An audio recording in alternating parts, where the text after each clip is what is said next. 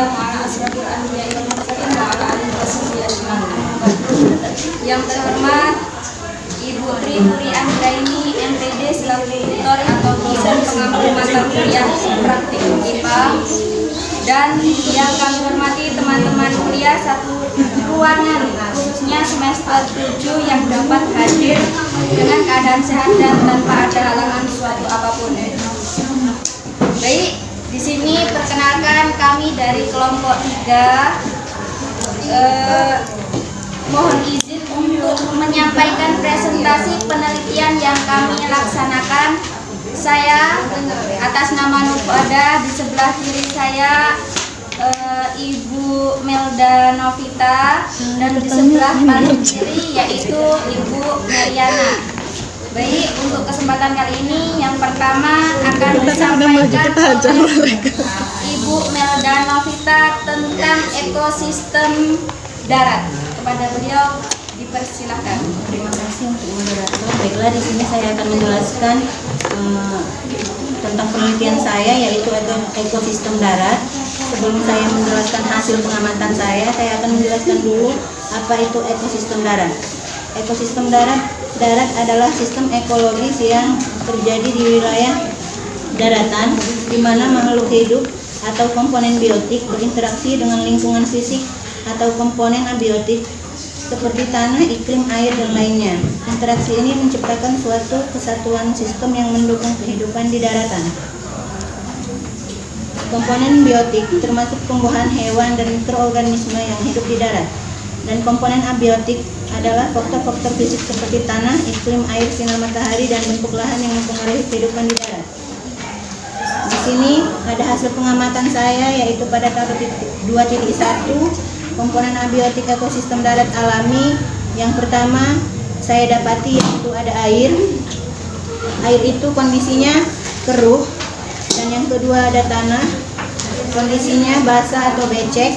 Yang ketiga ada cahaya matahari yang kondisinya redup, dan ada iklim. Dan ada tabel 2.2 yaitu komponen biotik ekosistem darat alami. Terdapat satu rumput itu jenis tumbuhannya dan jenis hewannya semut. Pengurai dari semut yaitu rayap. Yang kedua ada eceng gondok, jenis hewannya ada belalang, pengurainya ada bakteri. Yang ketiga pohon pisang, jenis hewannya belalang dan pengurainya juga bakteri. Yang keempat pohon kelapa, jenis hewannya ulat dan pengurainya jamur. Pada tabel 2.3 komponen abiotik ekosistem darat buatan. Yang pertama yaitu angin, kondisi atau keadaannya semilir. Yang kedua airnya tidak mengalir atau mengendap di situ. Dan ketiga ada cahayanya yang sangat cukup memadai. Dan yang keempat ada tanahnya ada yang kering. Untuk tabel 2.4 yaitu komponen biotik ekosistem darat buatan. Jenis tumbuhannya ada padi, dan jenis hewannya yaitu belalang, pengurainya ada cacing tanah. Dan jenis tumbuhan yang kedua yaitu ada pohon jambu, jenis hewannya yaitu berupa burung dan pengurainya cacing tanah. Jenis tumbuhan yang ketiga ada pohon kelapa, jenis hewannya ada ulat dan pengurainya bakteri. Dan jenis tumbuhan yang keempat ada pohon pisang, jenis hewannya burung dan pengurainya cacing tanah. Jadi dari penelitian saya ada pembahasan tentang ekosistem darat, yaitu komponennya terdiri dari komponen biotik atau makhluk hidup dan abiotik faktor tak hidup. Komponen biotik yaitu floranya tumbuhan dan faunanya hewan, dan juga ada mikroorganisme. Komponen abiotiknya ada iklim, tanah, air, udara, dan bentuk lahan. Faktor yang mempengaruhi ada beberapa faktor, yaitu iklim, jenis tanah, kelembapan, curah hujan, dan jumlah sinar matahari. Jenis ekosistem darat yaitu ada gurun, hutan hujan tropis, taiga, hutan boreal, dan tundra padang rumput. Terima kasih. Baik, untuk selanjutnya yaitu pembahasan kedua oleh saya sendiri tentang ekosistem perairan. Tujuan penelitian mengamati komponen-komponen yang terdapat pada ekosistem perairan. Alat dan bahan, yang pertama yaitu alat tulis, yang kedua ada kaca pembesar ataupun loop. Yang ketiga barometer. Mohon maaf untuk teman-teman, untuk alat yang ketiga tidak dapat dibawa karena nggak ada.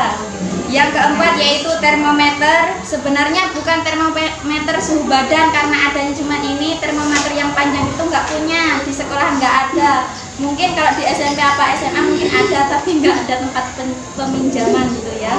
Terus dan yang kelima yaitu lingkungan sekitar. Ini yang saya bawa yaitu ikan lele sama enceng gondok. Untuk pengertian ekosistem perairan adalah hubungan timbal balik antara komponen abiotik dengan komponen biotik yang terjadi di perairan. Contohnya kolam, laut, danau, dan lain-lain. Hasil pengamatan yang kemarin saya laksanakan untuk tabel 2.5 pada komponen abiotik ekosistem perairan terbagi menjadi dua. Ada komponen abiotik dan kondisi ataupun keadaan yang perlu dijelaskan. Satu, cahaya, kondisi ataupun keadaannya terang. Yang kedua, iklim atau cuacanya cerah. Ketiga, udara, kondisi ataupun keadaannya lembab di bagian kolam tersebut. Keempat, tanah atau pasir basah untuk kondisinya. Yang kelima, air itu kondisinya agak keruh. Ini karena berhubung sudah diganti yang baru airnya. Sebenarnya lebih keruh dari ini. Kemarin itu warnanya agak hijau, tapi kalau dibawa agak memalukan gitu teman-teman. Terus untuk air diukur suhu kemarin. Sebenarnya itu ketika diukur enggak ada apa ya namanya, enggak keluar hasilnya karena ini kan untuk suhu badan. Terus kemarin kan saya inisiatif taruhkan di tangan.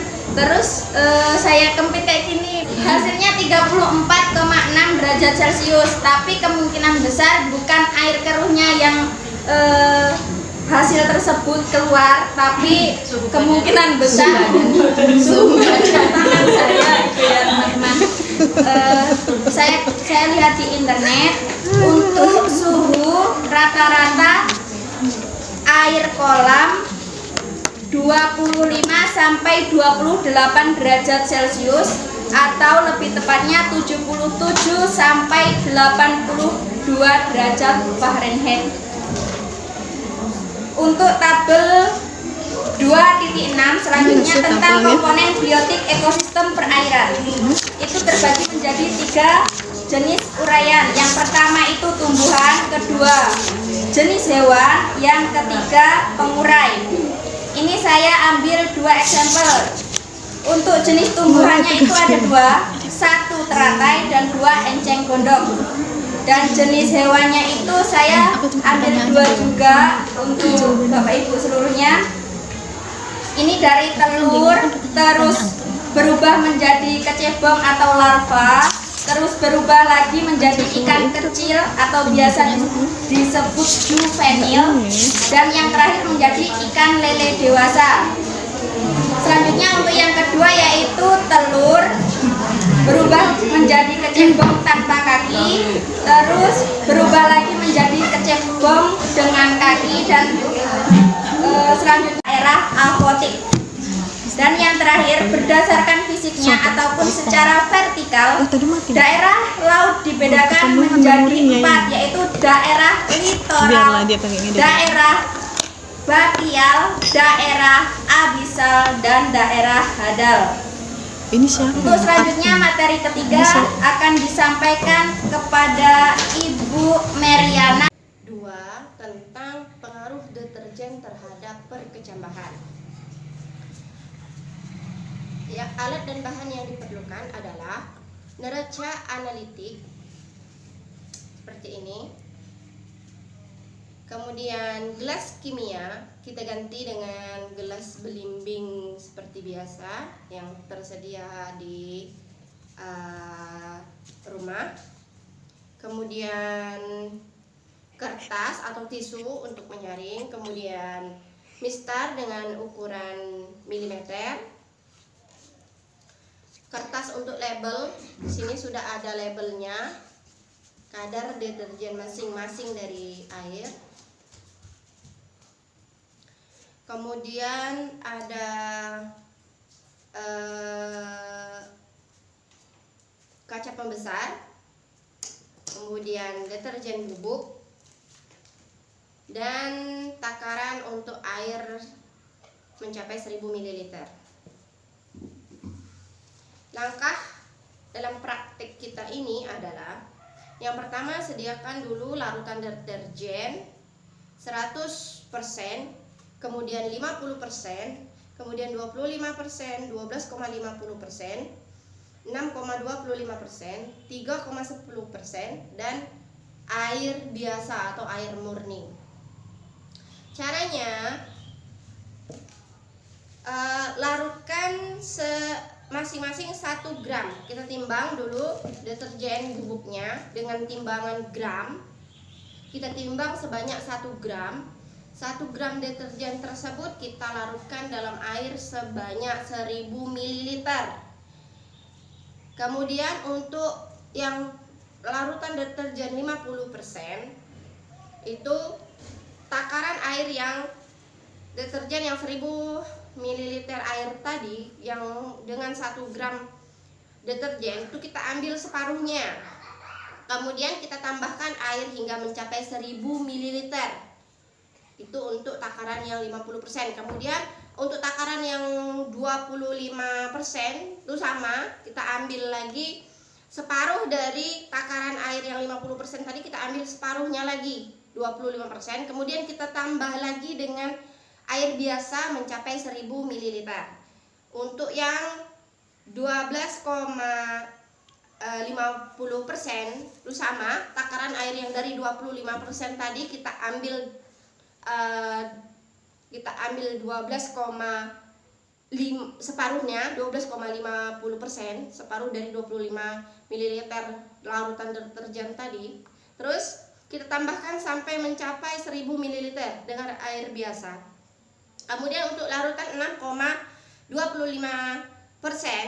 itu takaran yang dari 12,50% tadi kita ambil separuhnya, yaitu 6,25%. Kemudian kita tambahkan lagi air biasa hingga mencapai 1000 ml.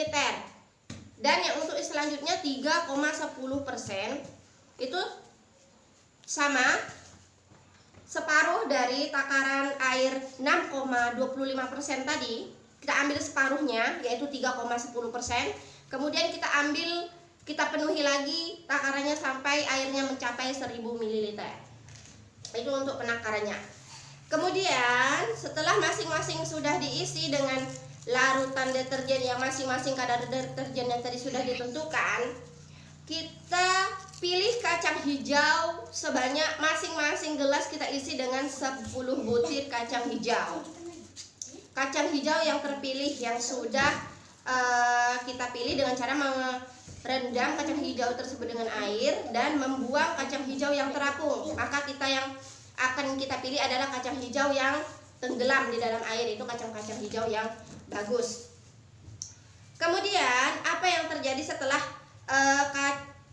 kacang hijau ini direndam dalam larutan deterjen ini selama 24 jam? Maka yang terjadi adalah perkecambahannya di masing-masing gelas itu akan menimbulkan perbedaan, di mana pada setiap gelas yang takarannya masing-masing mempunyai larutan deterjen yang tinggi, maka perkecambahan pada kacang hijau tersebut akan semakin terhambat karena pengaruh dari zat kimia yang ada di dalam deterjen tadi.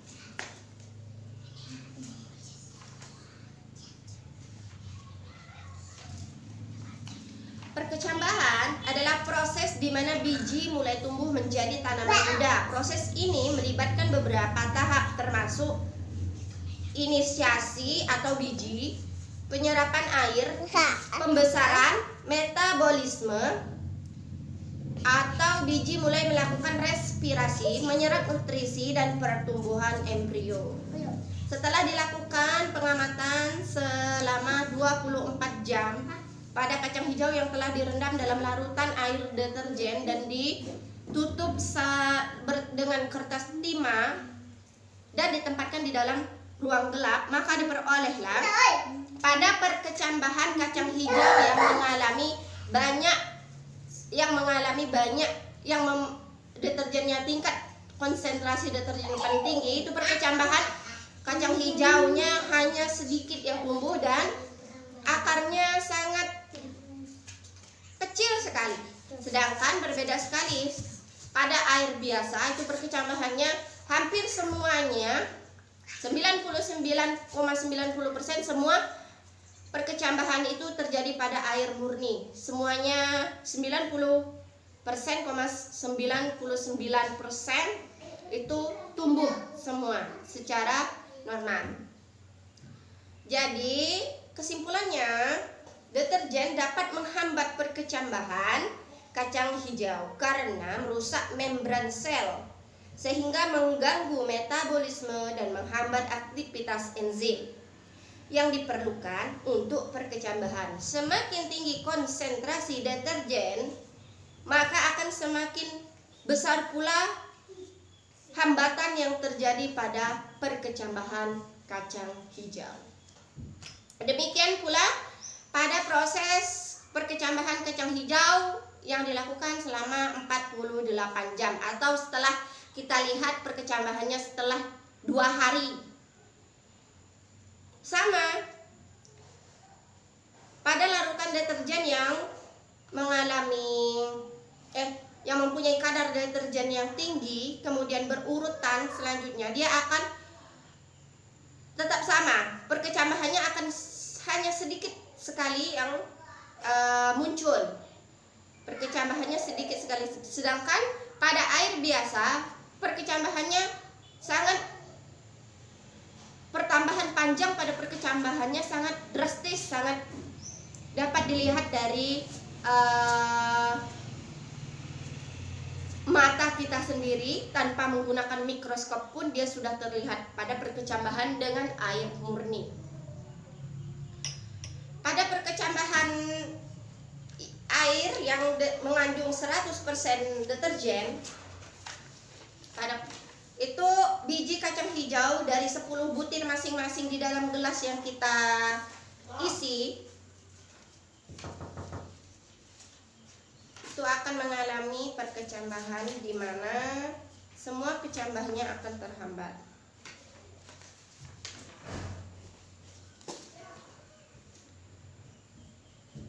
Pada air yang mengalami 100% konsentrasi deterjennya, ada 3 biji kacang hijau yang tumbuh. Kemudian ada di konsentrasi 50% ada 3 juga kacang hijau yang tumbuh. Kemudian konsentrasi 25% ada 6 biji kacang hijau yang tumbuh. Di konsentrasi 12,50% ada 6 sama juga yang tumbuh, ada 6. Kemudian konsentrasi pada 6,25% itu ada 7. Kemudian konsentrasi 3,10% ada 8 biji kacang hijau yang tumbuh, dan konsentrasi dengan air 9 biji kacang hijau yang tumbuh. Demikian presentasi dari kami. Tentang kesimpulan untuk sesi pertama oleh Ibu Melda, kami persilakan. Baiklah, kesimpulan dari ekosistem darat ini adalah yaitu bahwa ekosistem darat merupakan sistem kompleks yang meliputi interaksi antara makhluk hidup biotik dan lingkungan fisik abiotik yang saling mempengaruhi. Ekosistem ini memiliki berbagai jenis seperti hutan, padang rumput, gurun, tundra, dan karst, yang masing-masing memiliki karakteristik unik dan penting untuk perkembangan keberagaman hayati. Pelestarian ekosistem darat sangat penting untuk menjaga keseimbangan alam dan mendukung kehidupan di bumi, termasuk untuk memenuhi kebutuhan dasar manusia seperti air, tanah, udara, dan udara yang bersih. Terima kasih. Untuk kesimpulan yang kedua tentang ekosistem perairan, yaitu Dari pengamatan yang telah dilakukan dapat disimpulkan bahwa ekosistem perairan merupakan suatu ekosistem yang komponen abiotiknya. Air merupakan suatu komponen yang jumlahnya paling banyak dibandingkan dengan komponen-komponen lainnya. Yang ketiga, Baiklah, untuk kesimpulan kami terhadap percobaan yang ketiga, yaitu pengaruh deterjen terhadap perkecambahan, kami simpulkan bahwa semakin tinggi kadar deterjen pada perkecambahan kacang hijau, maka proses perkecambahan itu akan semakin terhambat. Bahkan ada biji kacang hijau yang tidak tumbuh atau bisa dikatakan mati. Demikian kesimpulan dari kelompok kami. baik, terima kasih atas perhatian dan antusiasnya kepada teman-teman dan juga Ibu tutor, Ibu penutup. Lebih dan kurang saya mohon maaf selaku pembawa acara. Kami akhiri, wabillahi taufiq wal hidayah. Wassalamualaikum warahmatullahi wabarakatuh.